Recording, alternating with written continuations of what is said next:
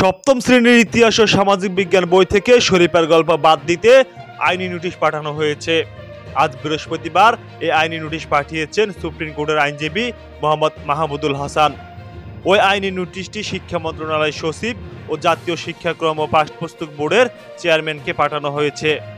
আইনি নোটিশে বলা হয়েছে, সপ্তম শ্রেণীর ইতিহাস ও সামাজিক বিজ্ঞান বইয়ে শরীফের গল্প দেওয়া হয়েছে। ওখানে শরীফ আহমেদ শারীরিকভাবে একজন ছেলে, কিন্তু সে মনে করে যে সে একজন মেয়ে, তাই তার নাম পরিবর্তন করে রেখেছে শরীফা। এখানে স্বীকার করা হয়েছে যে শরীফ আহমেদের শারীরিক কোনো পরিবর্তন হয়নি, শুধুমাত্র মানসিকভাবে মনে করা হয়েছে যে সে একজন মেয়ে। আইনি নোটিশে বলা হয়েছে যে গল্পের মাধ্যমে কোমলমতি শিক্ষার্থীদের ট্রান্সজেন্ডারের প্রতি আকৃষ্ট করা হয়েছে। সুকৌশলে কোমলমতি শিক্ষার্থীদের মনে ট্রান্সজেন্ডারের প্রতি প্রেরণা সৃষ্টি করা হচ্ছে।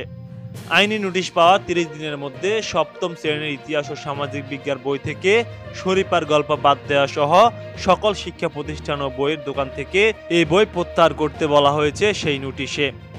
এর পাশাপাশি ছাত্রছাত্রীদের সংশোধিত বই সরবরাহ করতে হবে, অন্যথায় এই বিষয়ে ব্যবস্থা নিতে মহামান্য হাইকোর্টের সংবিধানের 102 অনুচ্ছেদ অনুযায়ী রিট পিটিশন দায়ের করা হয় বলে নোটিশে বলা হয়।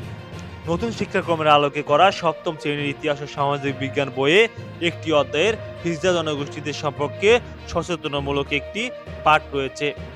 এই নিয়ে সামাজিক যোগাযোগ মাধ্যমে একটি বিতর্ক সৃষ্টি হয়। জাতীয় শিক্ষাক্রমের এক পাঠ্য বইয়ে থাকা ট্রান্সজেন্ডার বিষয় অধ্যায় নিয়ে বেসরকারি ব্র্যাক বিশ্ববিদ্যালয়ের একজন খণ্ডকালীন সাবেক শিক্ষক আসিফ মাহতাবের বক্তব্য নিয়ে সামাজিক যোগাযোগ মাধ্যমে চলছে বিতর্ক ও আলোচনা। সম্প্রতি সামাজিক মাধ্যমে ভাইরাল হওয়া এক ভিডিওতে আসিফ মাহতাবকে ট্রান্সজেন্ডার এবং সমকামিতা বিরোধী বক্তব্য দিতে দেখা যায়।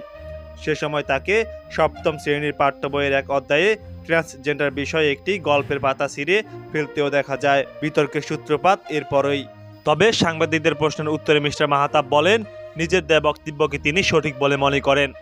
আইনজীবীদের সাথে আলোচনার ভিত্তিতে তিনি মনে করেন তিনি আইন বিরোধী কোনো বক্তব্য দেননি।